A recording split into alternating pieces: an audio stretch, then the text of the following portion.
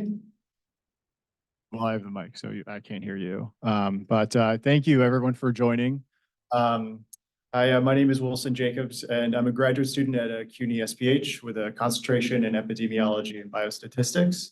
And I'm a fellow at the Michael Mang Fellowship for Health Business Innovation. I'm also an assistant research coordinator at the Department of Population Health Sciences at Weill Cornell Medicine. And let's see, thank you so much for joining the Law Breakout panel at the Public Health Everywhere event. It's my pleasure to introduce our moderator for the next hour. Kanika Jefferies is a public health leader and JD candidate at CUNY School of Law. She's a licensed social worker and a certified Lean Six Sigma Black Belt. Kanika Jefferies holds a master's degree in public administration from CUNY Baruch College and a certification in management studies from Cornell University's ILR School. Welcome, Kanika Jefferies. All right, I'm excited. You said this is a party. Is that the term you used? Yeah, it's a bash. It's a rave. It's a pleasure to be here at the this wonderful event. It's been just on an amazing kickoff so far. So let's get started. I just want to welcome back Lilian Sepulveda, who you all heard in the plenary panel just a few moments ago. Lilian, once again, the Executive Director of Global Directors for Choice. Welcome back. And we'll also like to welcome Lisa Sbrana. Good having you here. Lisa is a partner and senior advisor at Manat Health and the former director of the Division of Eligibility and Marketplace Integration in the New York State Department of Health's Office of Health Information Programs. As a policy analyst, Lisa was integral to the development and establishment of the New York marketplace, and these two individuals have a wealth of individual experience and knowledge in both public health and law, and I'm really excited for the dialogue today. I think I have a pretty loud, might not need the, I'll pass it along. Sure. Let's start with our first question. Excellent. Q&A. In addition to that, a full bio of both. All right. Go ahead. When did you first see? Oh, for me, it started as soon as I sat at that desk at the Center for Reproductive Rights, and I remember this distinctly. I had finished writing what would be what we know here as lawsuit. In the UN system, we call it petition. And there was a huge chasm of information. The arguments that we had put down on paper, which were black letter law standards from the UN, WHO standards, were just not sufficient.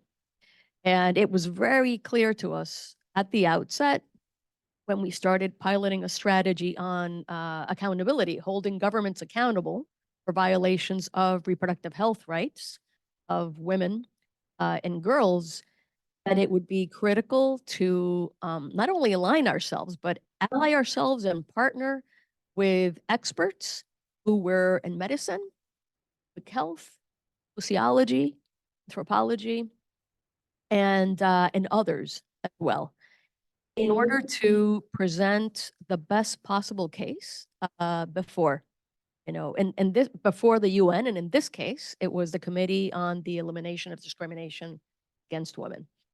And I had spoken a little bit about in my previous panel about methodology we developed, and this idea of complementing the legal arguments with evidence and data collection.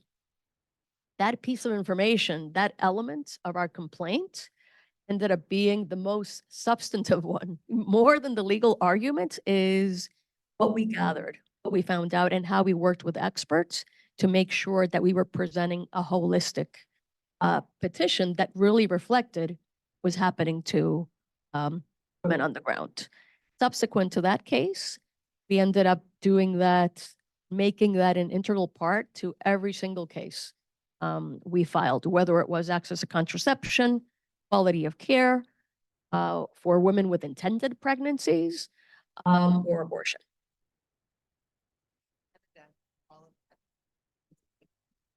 Put the final touch on that last, right to non-discrimination. And this was also, reinforced, I think, by our peer reviewers. And so every time that we finished a work product, whether it was a legal complaint or another sort of advocacy submission, we always have, at the time, we had an informal committee of peer reviewers, people who would come in with fresh eyes, look at the work that we'd done, because we had been so immersed in writing legal complaint and we knew this, inside out, but what does it appear like to someone who's not as familiar, right? How would this be received by a person sitting in Geneva, committee expert, or in New York, who wasn't a lawyer, wasn't a public health person, right? Or a doctor. And that was incredibly valuable to have the peer review system for work products. So I think when health and law really crystallized for me was in my first position with the Legal Aid Society. I was representing tenants in landlord-tenant court. And in that position, most often housing that the individual is in, so they were generally being sued for money, but they were often in housing that needed a lot of repairs. The impacts on the health of our clients was really significant. And figuring out, okay, so yes, there's rent that's owed, but there's also a lot of repairs that are due, and figuring out how to combine those two things so that person's housing was improved. And then we would deal with the with the economics of it later. So we usually tried to shift the balance of that case, point out why the person wasn't paying their rent and what they had to do with those funds instead of paying rent, which was often pay for repairs themselves or pay to remediate conditions that were really bad for health, like mold or rodents or lead paint at that time. So all of those impacted health. And I didn't really go into it from a public health perspective, quickly kind of learned how those two different thought processes, I guess, come together. This is amazing. When we think about the social determinants of health and this broad spectrum of what health is defined as, right? Whether it's chronic diseases or housing disparities or violence, as we see, kind of added to the list more recently, there's a space there for legal advocacy, for action, for law, right? So it's amazing hearing you both share that broadly from your experiences. This is a fun question.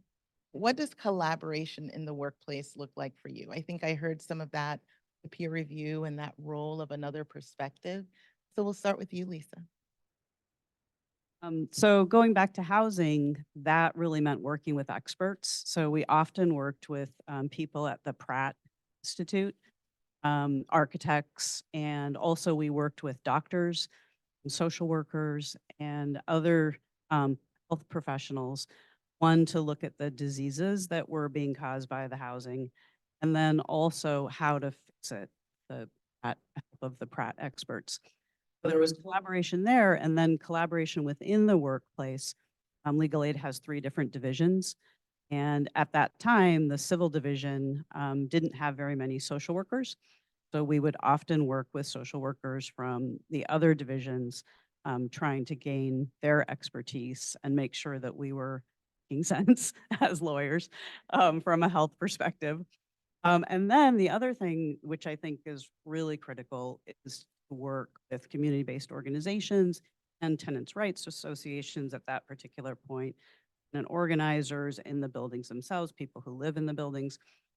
So that was just really where it gets very rich interaction and also knowledge about what's happening kind of across what you're working on. Yeah, it's a great question. I would say in the course of the work that I did at the center, which was some of it was litigation based, is to think, outside of the box a little bit about complementarity, and what are the sorts of relationships we need to establish, foster to make our case stronger.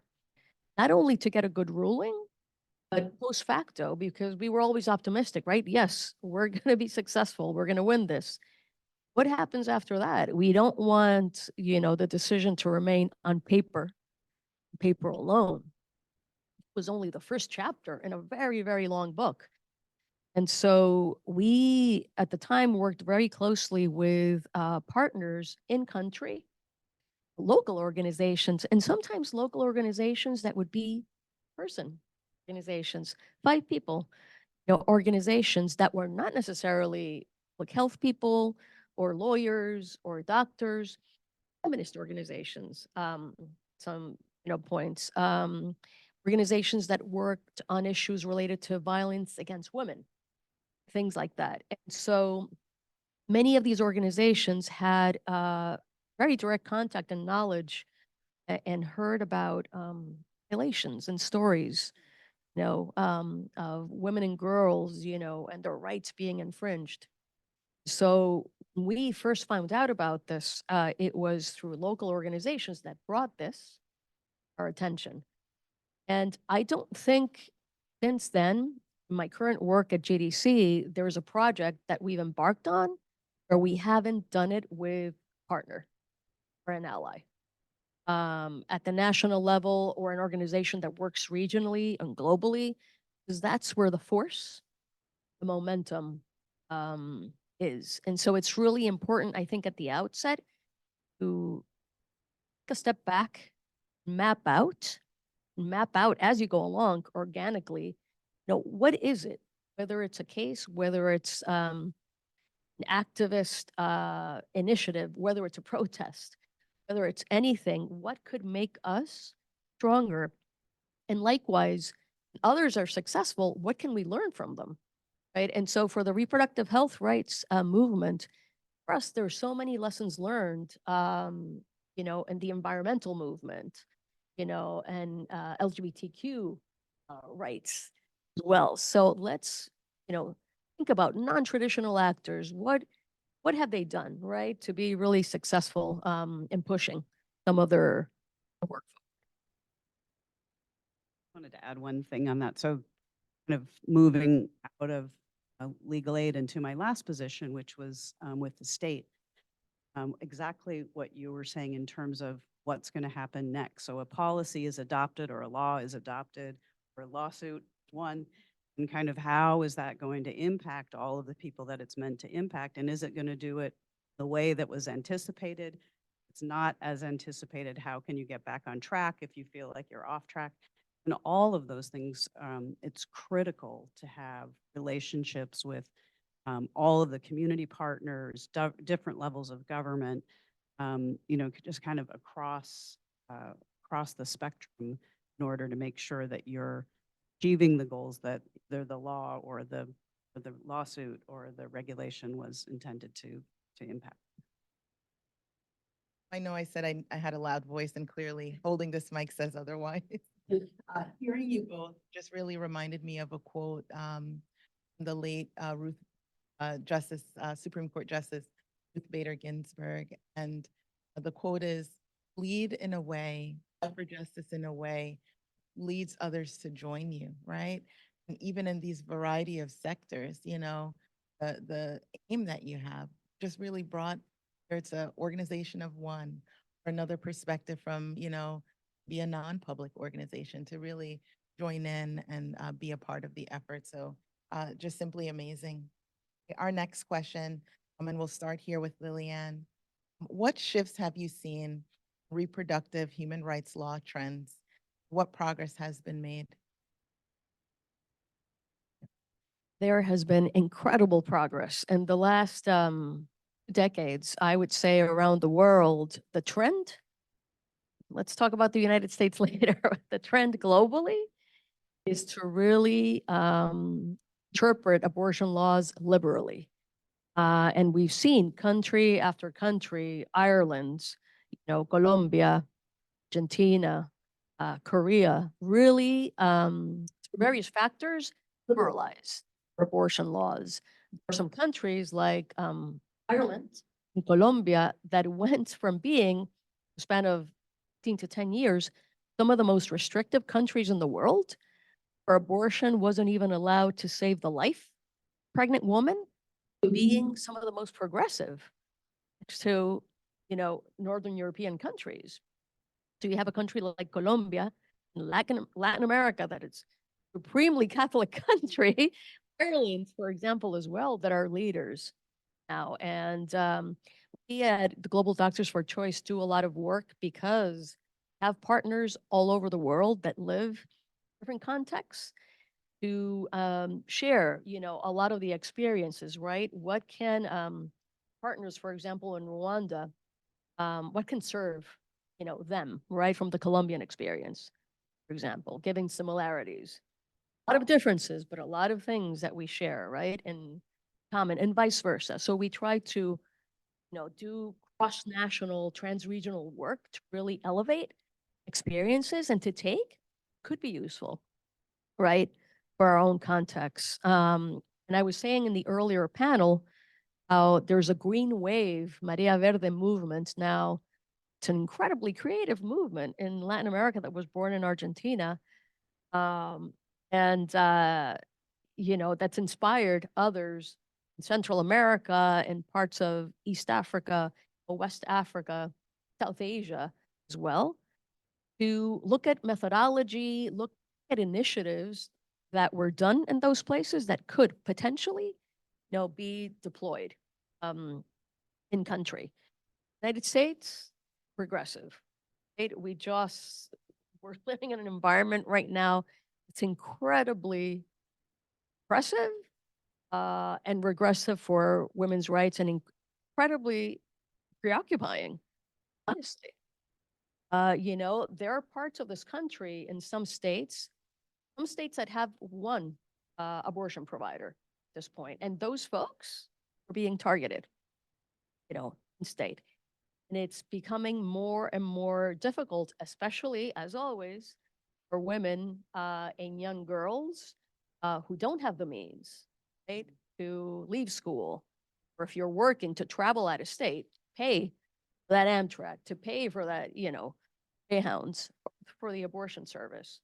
Now they're passing laws in the United States, in some states, that will prevent them from leaving the state to get that service.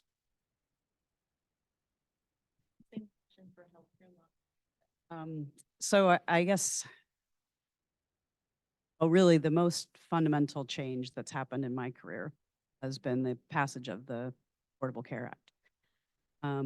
So that was really just, even though the Supreme Court took away some of the amazing rights that were in it by leaving Medicaid out, still the Affordable Care Act and what it's done to bring down the rate of uninsurance in the United States has been really powerful. And then I would say the next amazing, I guess, change that happened, and unfortunately, as you were talking about in terms of reversion, during COVID, Consolidated Appropriations Act was amazingly powerful because it granted continuous coverage to everyone in public health insurance programs. So in Medicaid, in the Children's Health Insurance Program, New York, we have a basic health program. And all of those people got to keep their health insurance for the entire time that there was a public health emergency in place. Actually, that's not quite true. It was until Congress decoupled those two things, which was a really unfortunate change. But in terms of bringing down the rate of uninsurance and in terms of really significantly impacting people's lives, those two changes are really the most important ones that I've seen the work that I do. Pretty sure we're going to get a lot of follow-up Q&A questions on both of those responses. They were so current and lots of next step thoughts on each. Thank you both. All right. switch it up a little bit. All right. So what are some opportunities that you said yes to that really stick out? I could think of a few of my own, so I'm curious to hear from you first. So I think probably one of the most frightening and amazing things that I said yes to was I was in the Department of Health, working with the New York State of Health, which is the state's health insurance marketplace established under the Affordable Care Act. And I had a team of about 45 people, and a colleague of mine was leaving the Medicaid program, and she led a division of about 400 people, and I was asked if I would be willing to go into that position. So I think that probably one time when I said yes and was pretty afraid of just the organizational you know, acuity that I would need to develop, and also working with just a much wider range of issues than I had been previously, and also stepping out of the legal setting. So I stepped out of a legal role into a policy setting, and I have to say that was really one of the most wonderful risky steps that I took.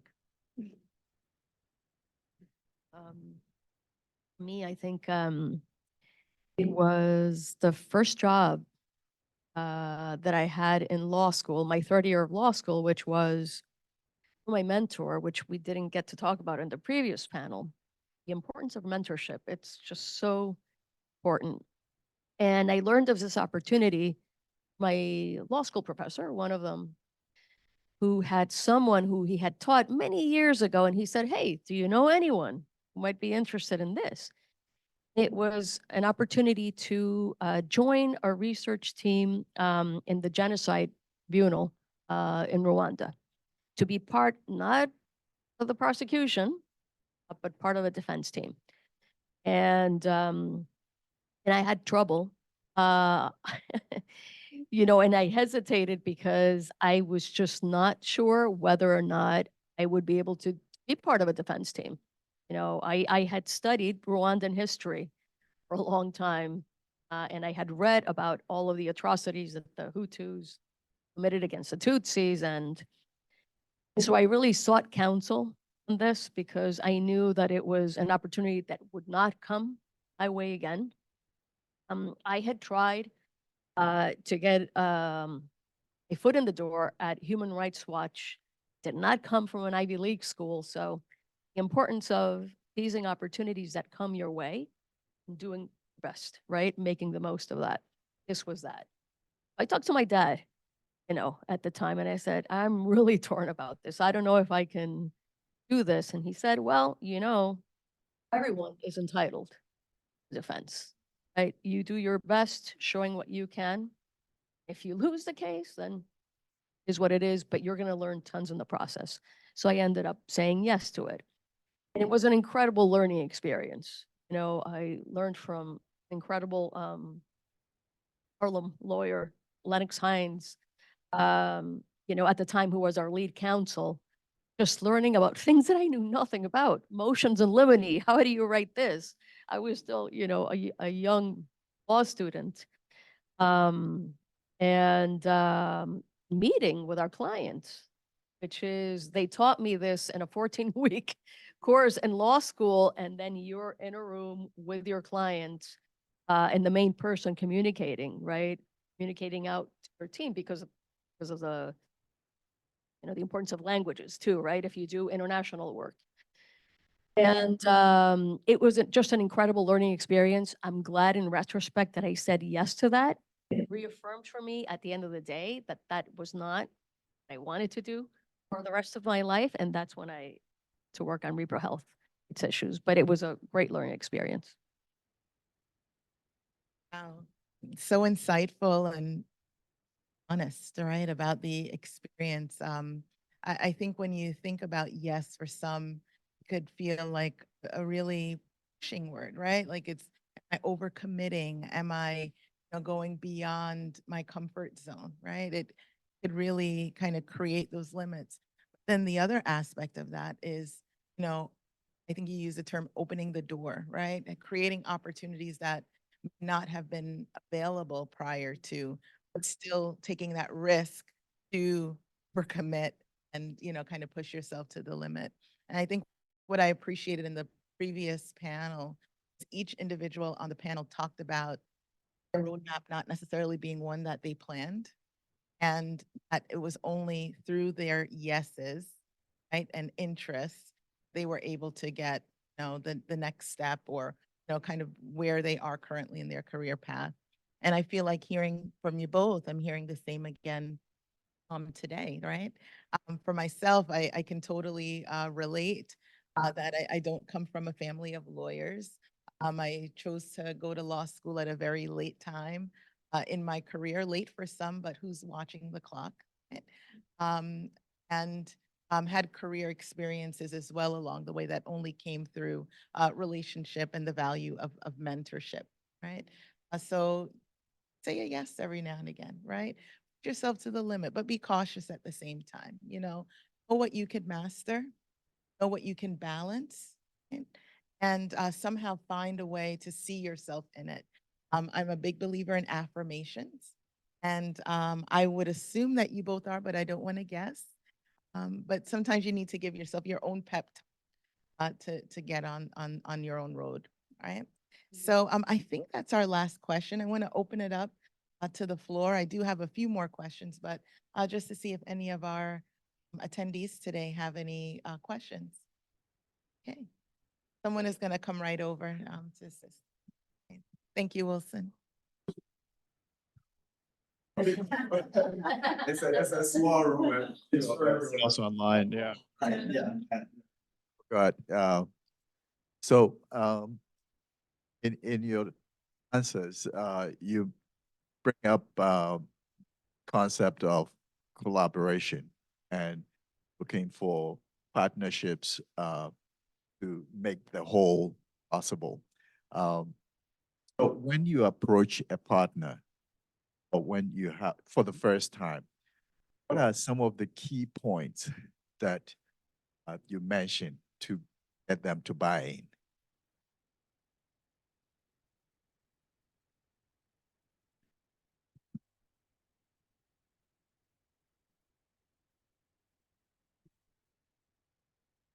Oh, $1 million question. So, so you have to map it out, you know, and really know who you're talking to. And, you know, one thing that's really important is that we don't, or we haven't always seen eye to eye in things, right? Well, we have the same goal at the end of the day. Different organizations have different ways of doing things, different belief systems, value systems, and how they go about that.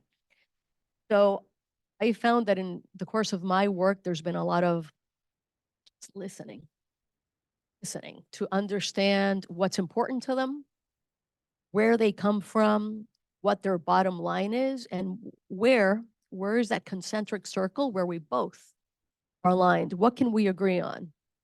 You know, I have worked with organizations in the past that were very progressive, that have been not as progressive. And so, and it's fine, you know, as long as we're open. Transparency, trust, you know, is really important, and making and forming those connections. And also, I would say something about going beyond the immediate case, right? If we wanted to partner on a case, you also want to start thinking about doing different kinds of partnerships to solidify, you know, that relationship, if it's possible. But it takes time, you know, building that trust, and you have to show them that you're going to meet the deadline, that you're going to have their back, you know, on things, and it's trust at the end of the day. And many times talking things out. There are partners that are more difficult than others to work with, and it's how do you find that balance, you know? You find the right person in the organization to be your ambassador. You know, how do we keep that fine balance? Yeah, those are all great points. I totally agree with you. I guess the one thing that I would add is I think it's also important to sometimes have everybody in the room at the same time. So if you're working with a lot of different, my experience, it would be different levels of government, different, so maybe it would be healthcare providers and health plans and community-based organizations and advocates and lawyers for those folks. If you have everybody in the room at the same time and you kind of level and everyone hears the same thing, if we don't all hear the same, but at least we're all hearing it at the same time.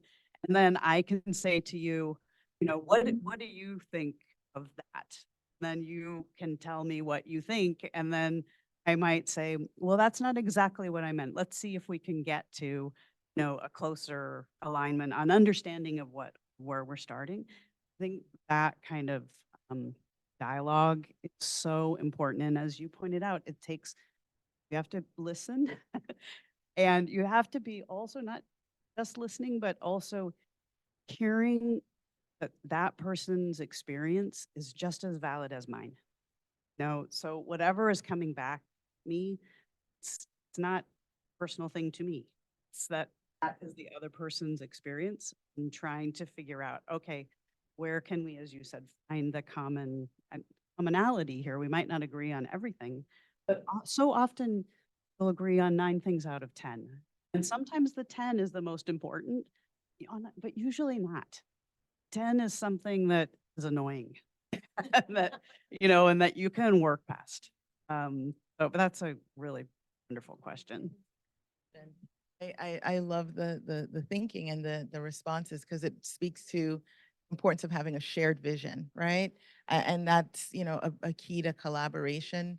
But with that 10% is also talking about potential for fears, right? Yes, there's the incentive for some. It could be monetary, but maybe it's business growth, maybe it's, stronger healthcare outcomes, whatever it might be. But then there are fears, the fear of bad press, the fear of, exposure if there are, kind of ghostwriting policy and law behind the scene of not having that be exposed. So there's a lot of a balance, I think, when you're collaborating to know where we're doing this together and then kind of where is your, hard stop on how far we can go with content.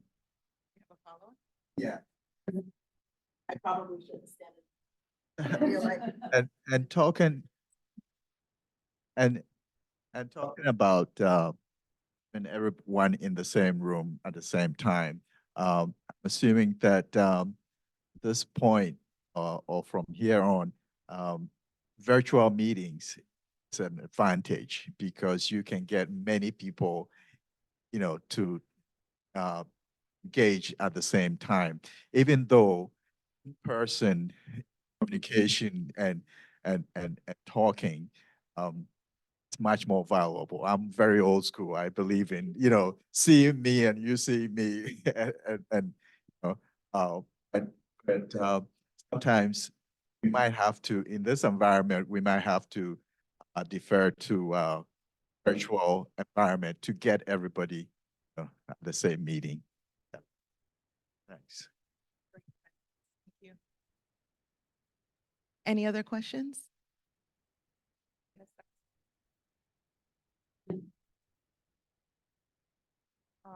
Was there ever a time where like you're working on like a policy or some kind of like change and something of the opposing team says something that made you switch your opinion and like completely go to the other side?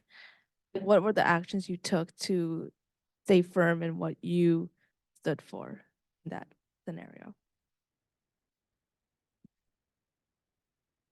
So what persuaded your That's a great question. And I think it kind of comes back to the being able to listen and hear, or hear and listen. But so I can't think of anything off the top of my head where we changed completely. But I can think of some examples where we incorporated feedback. And the feedback is generally around how how to implement something so that the consumer has a better path.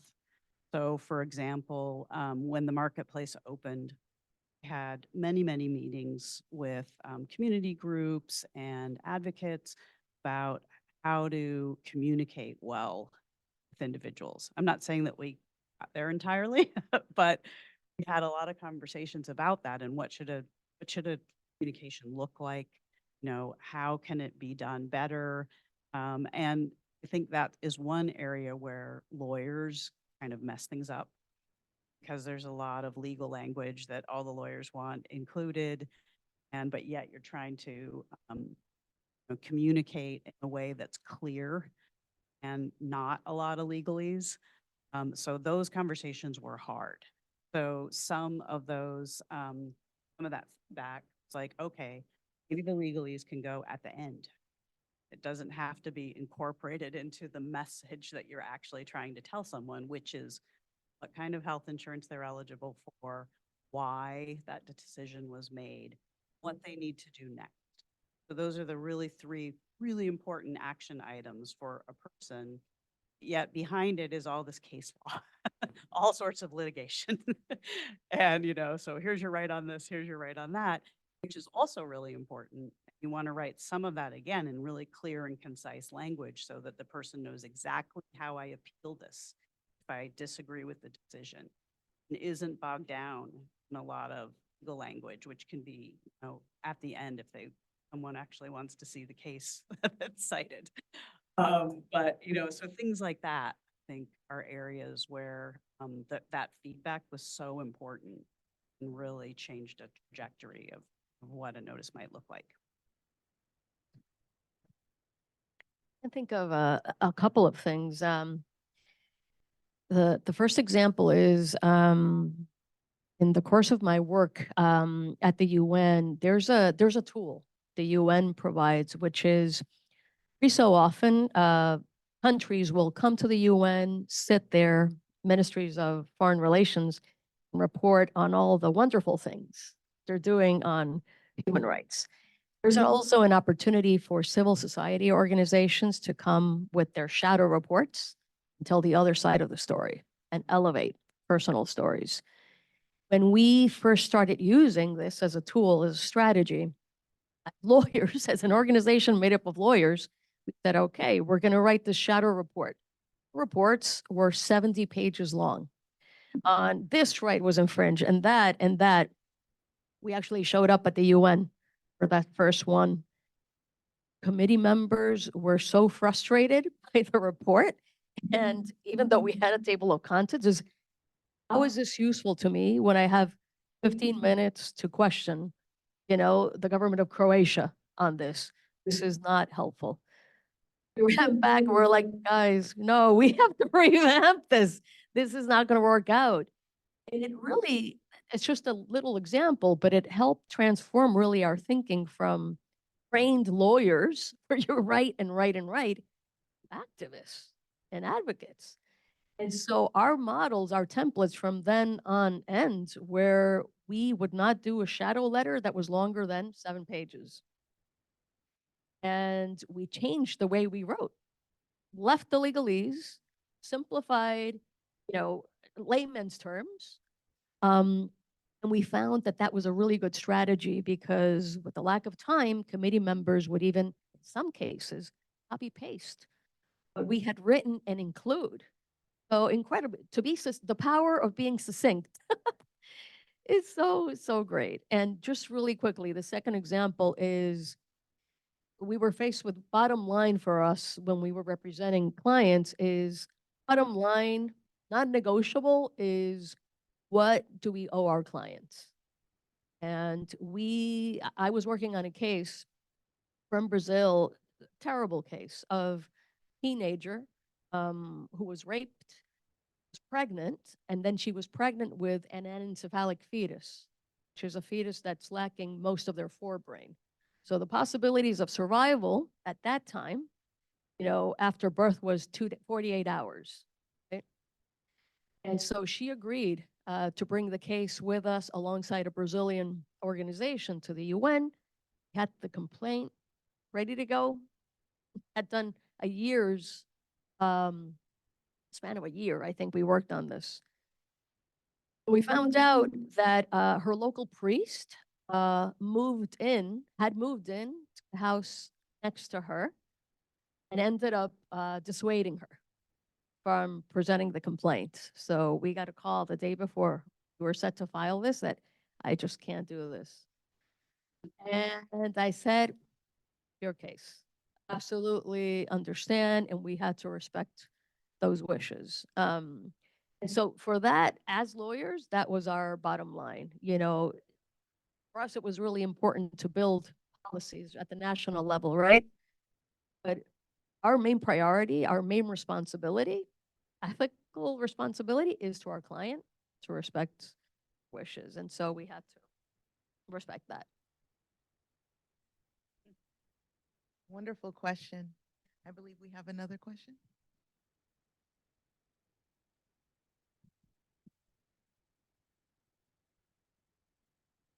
I have a question for Lilian, just more about basically everything that's going on right now with reproductive rights in the US being so regressive. I'm just curious, like, if you see any like glimmers of hope from a legal standpoint, and then also just with like the trend being in the opposite direction, like you mentioned with other countries, like, is there anything that the US can learn from those other countries right now?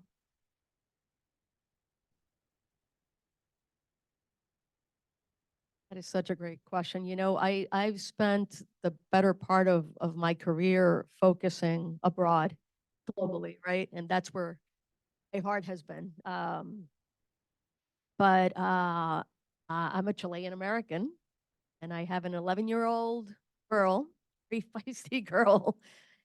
And this worries me to no end. You know, when I go to bed at night and just chipping away, getting rid of, you know, this Roe versus Wade and these standards. Now the states are battling this out.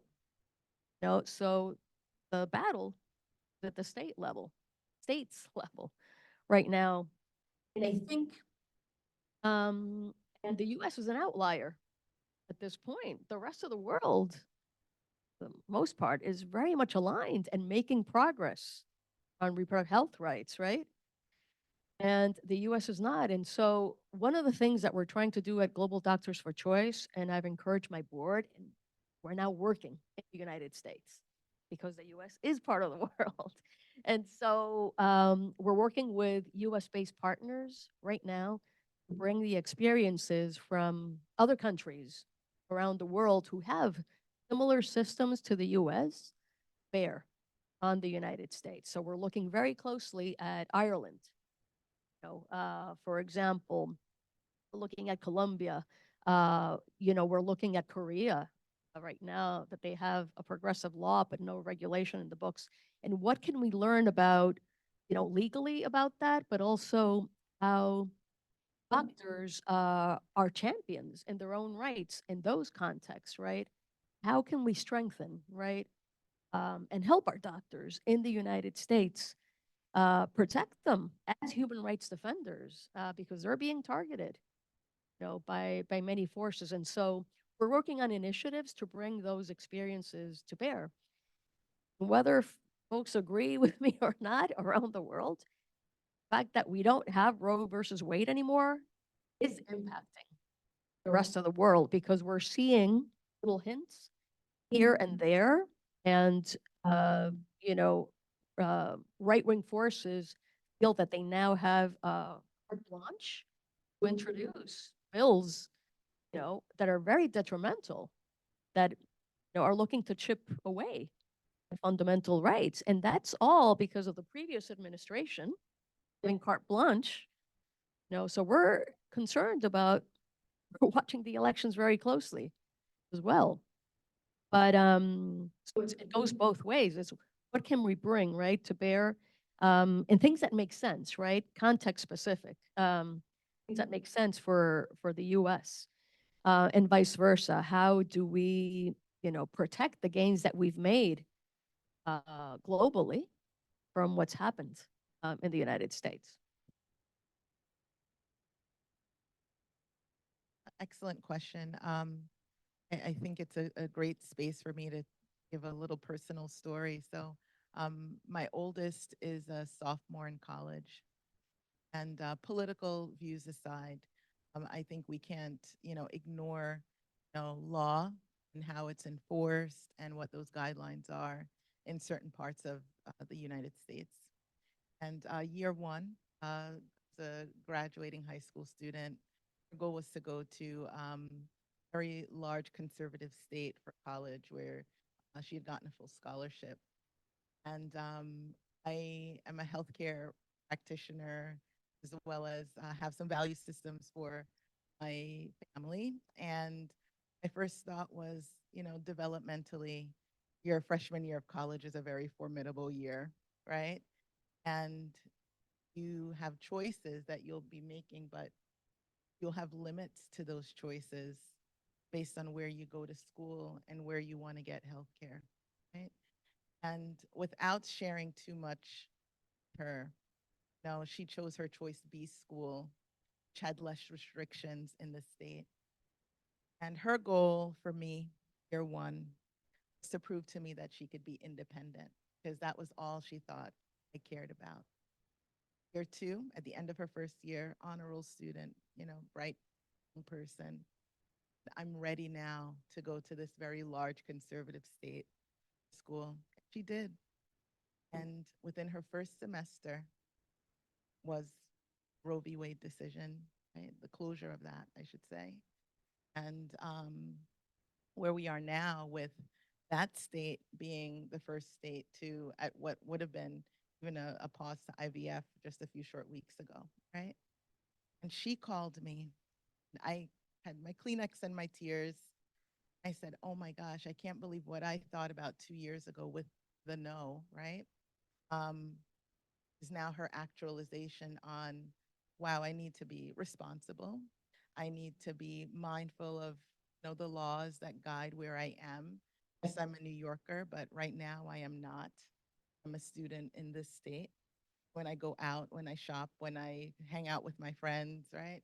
And it was a reality. So it's so important to really kind of know the law of the land wherever you're, getting care, wherever you're planning to get treatment, because it is so important. Whether you're global, you're here in the States, I think there is an impact and your safety for that. So excellent question on, kind of where do you foresee this? I mean, some of that feels so impossible, right? This is this ongoing change, but also important to be insightful on the decisions that you make and what's within your control. All right, any other questions?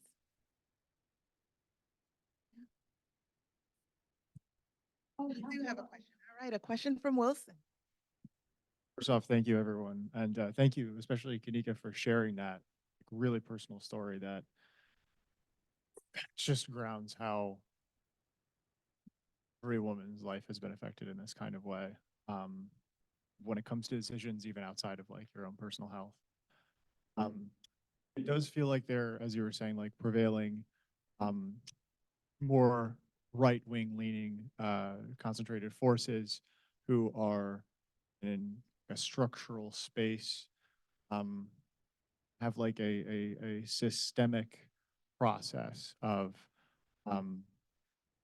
installing more right-wing or right-leaning like originalist sort of ideas in law school, using those as like think tanks in order to pass more and more egregious policies in states where they have like a serious like power structure. And to me, it doesn't seem like there is much of an opposing, like a concentrated opposing force for health on the other side and for like human rights on the more liberal leaning side. I don't know. I'm curious to know your thoughts on if that's something that's necessary to have like a mirrored sort of opposing force to, I mean, the Federalist Society or other organizations like that, or if that's in order to try and be an equivalent like structural force like that, maybe isn't necessary. Maybe there needs to be some other way in order to organize based on the needs of people. Yeah.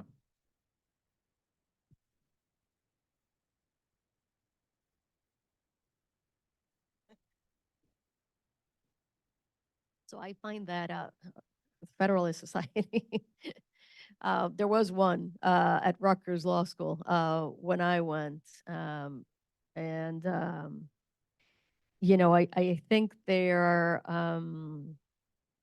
really groups. Not every law school has them, but for example, in law school, law students for reproductive justice, I would say maybe about 30% of law schools have those groups.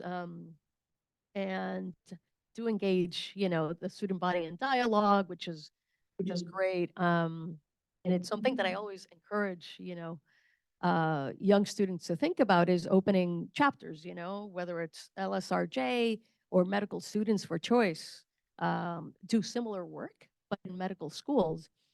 I'm not exactly sure if that exists within public health schools, but it's an idea, right? There's a whole community in the United States, and these groups, LSRJ and Medical Students for Choice, do work globally as well. So it's a great organizations to get involved in.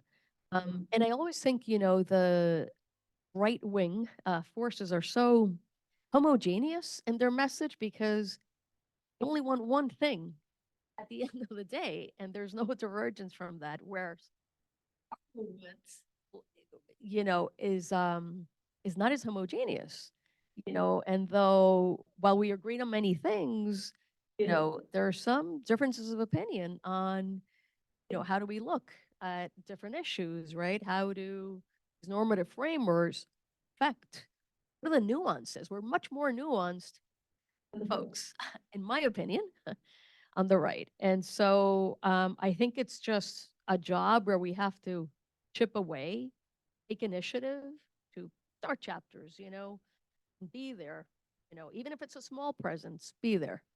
Like we say in Spanish, marcando presencia, presence, to fight back, to push back, and to put our views out there. Yeah, it's a really interesting question and problem. And I do think that part of what you were saying, Lilian, about um, the, not sure if I should call it the left or, but it's the vast interests that we all hold in different aspects of human rights, I think that really kind of brings us all together, even though we're looking at it from different vantage points. And I do think that one thing that would be really helpful is for us to start to look more towards commonalities instead of the distinguishing issue that we might be more or less interested in, and try to, it's interesting what you said about the opposing force, because in general, I think opposing forces, if there's the same strength, you just kind of bounce back and forth. So you kind of don't, you somehow have to step aside from that force that's coming and then go at a slightly different angle. And I don't think we've found that yet, as a community that is trying to move human rights and our kind of belief system forward. But yeah, that's a really great question. Okay. So as we wrap today, I wanted to leave like a golden nugget for the group here. And, I don't know if there's any questions online. I could see pop up in the square, but I'm not sure if that's a question or be a comment or reaction. Okay. So if you could leave the folks here with a little something, what is the best career advice that you've received? You wanna start? So I think the best advice, I mean, this might sound kind of easy, is to be myself. I've heard that many times in my career. People say, if you just be yourself, you'll be fine. And that is sometimes the hardest thing to be. because you go like, oh, I just did that wrong, I did this wrong. And it's like, oh my gosh, I'm never going to recover from that error. And, so I think that is probably one of the most important things is that we all come at life from a different perspective and a different vantage point. We all have different paths that we've taken, and to honor each person's path and your own also is really important. I would say things, value of mentorship, networking. You walk into a room, and I say this because I'm an introvert by nature, putting yourself out there, saying hello to folks who you don't know. You don't know the connection that you're going to make, that you're going to forge. And that connection may lead to volunteer work, internship, and that in turn would lead potentially another opportunity. And you start weaving, right? A web of folks that you know, relationships. And as Lisa was saying, it just grows organically, you know. So it's really important to continue doing that throughout your career, whatever it is that you end up doing. And then the other thing, the human rights field is taking care of yourself, resiliency, and especially in the human rights field, there's a lot of burnout, and it's very stressful at times because this is what you do 24/7, day in and day out. So it's really important to know your value system, what brings you peace, brings you joy, what are those little things in your life where you're comforted, where you can draw strength from. You can always rely on that when you go out into the world to do the work that you need to do.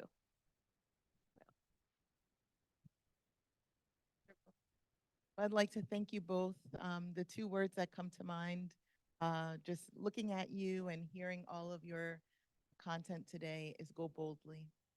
You've both gone boldly, whether it's changing the New York healthcare landscape with the input of the ACA or making a global impact in reproductive health.